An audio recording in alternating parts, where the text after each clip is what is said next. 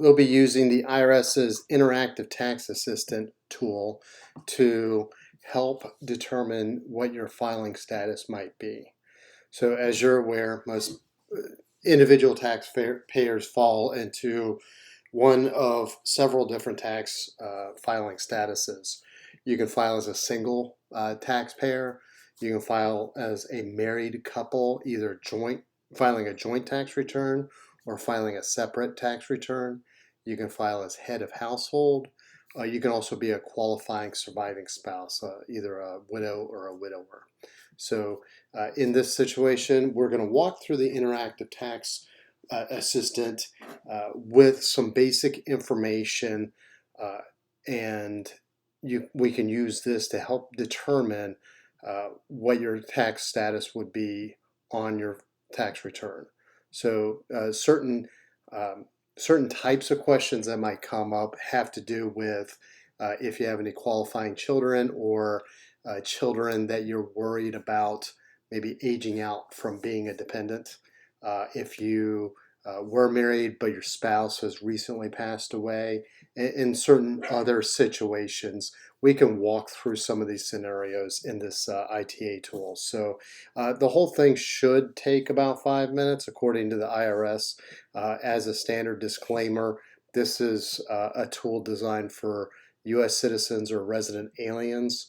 So if you're filing IRS Form 1040-NR, or if you're a dual status alien, then there's a completely different section right here, noted in purple in this text right here, for international taxpayers. So let's go ahead and begin. So the first question is, what is my tax filing status? And then we're going to use this to help determine filing status for 2020, 2021, or 2022 tax filing season. As of the recording of this video, 2023 tax filing season hasn't come out yet. We can post an update if there's a significant change when that comes out. But generally, this tax assistant is kind of pre-calculated or pre-programmed with the rules that kind of determine what a taxpayer status might be. So let's go ahead and continue, and we'll assume that we're talking about the 2022 most recent tax year. So what was your marital status? So it's important to note that legally separated has a specific definition according to the IRS. So it means that you're either separated under a decree of divorce or separate maintenance, like there's an actual written document. If you have simply filed for divorce and you're living apart from each other as part of that, unless you actually have a court document stating that you are legally separated, then you're considered married for that purpose. So if you're legally separated on the day that your spouse died and you didn't remarry on or before the tax year, you're considered legally separated on the last day of the tax year. So let's just say we were married. So in this case, do you intend to file a joint return? And nope. So did you live together during the last 6 months of the tax year? So if either of you were absent due to hospitalization or illness or going to school, work, vacation, military service, that's still considered cohabitation. So we're talking about actually, like moving out into a separate address for specific purposes. So if someone has left and then you reasonably assume that they're going to come back at the end of whatever that interruption is, then you're still living together. But let's imagine that they're not living together. Did you pay more than half the cost of keeping up a home? Let's say no. So you would be considered to be married filing separately. Now, the only other possible tax filing status would be as head of household, which if you said, yes, I am paying more than half the cost of keeping up a home, then you would add someone that you could claim as a dependent. Let's just say I'm adding my son Nick to this, and Nick is, well, we've got a long list of possibilities that Nick could be. So we actually have to go a lot further. There are, below this screen, there's parent, grandparent, step-parent, foster parent, son-in-law, daughter-in-law, father-in-law, brother-in-law, sister-in-law, foster parent. So let's just say that Nick is my grandparent.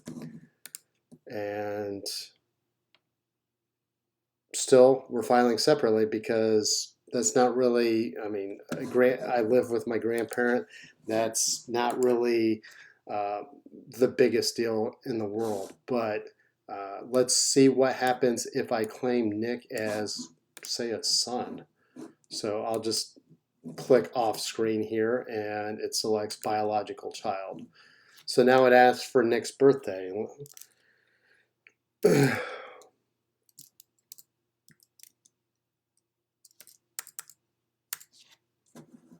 This isn't his birthday, but we'll use it as a placeholder. So in this case, now we're asking about whether or not Nick could qualify to be my, like a dependent. So did he live with me for more than half of the year? Let's just say that he did. Was I ever married to Nick's other parent? Well,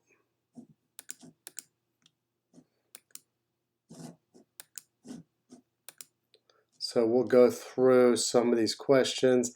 Had he been granted majority status? So that would be a declaration of an emancipation. Majority status could also be granted to someone that joins the armed forces, even if they're underage. Did he live with me a greater number of nights? Did Nick provide more than half of his own support? Was he single? All of these questions kind of help inform whether or not I would qualify, in this case, as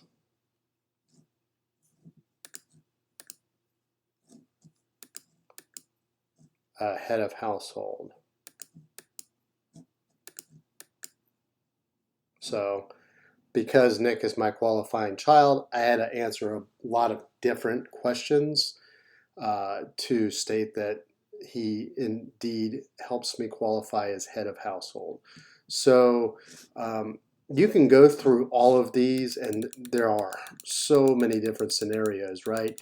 That was just based on one child. So if I wanted to go back and say that I was single, then it possibly would ask me whether or not, you know, I had a child. So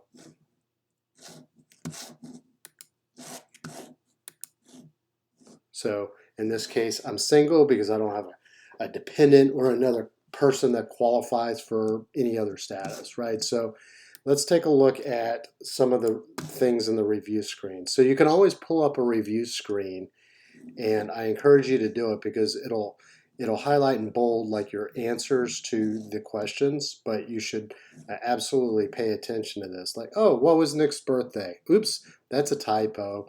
Maybe I should have put 11/09/02.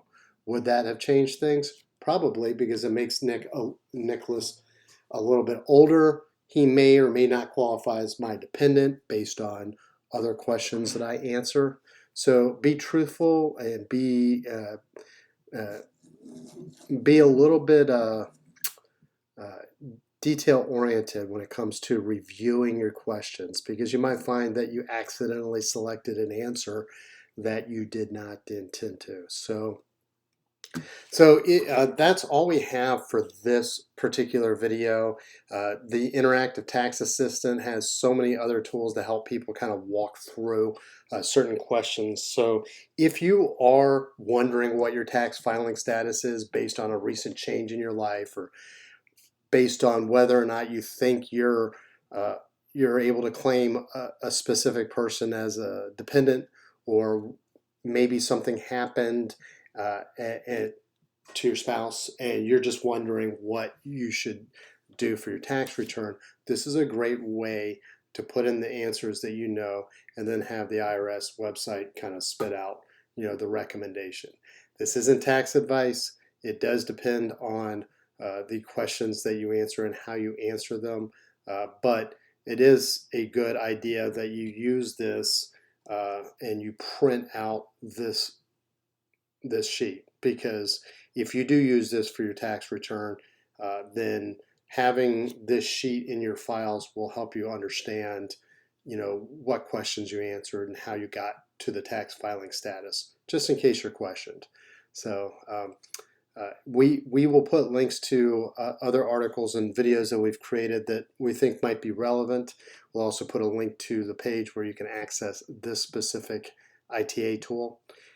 If you like our YouTube videos, please subscribe to our YouTube channel. And by the way, we also have a website, teachmepersonalfinance.com.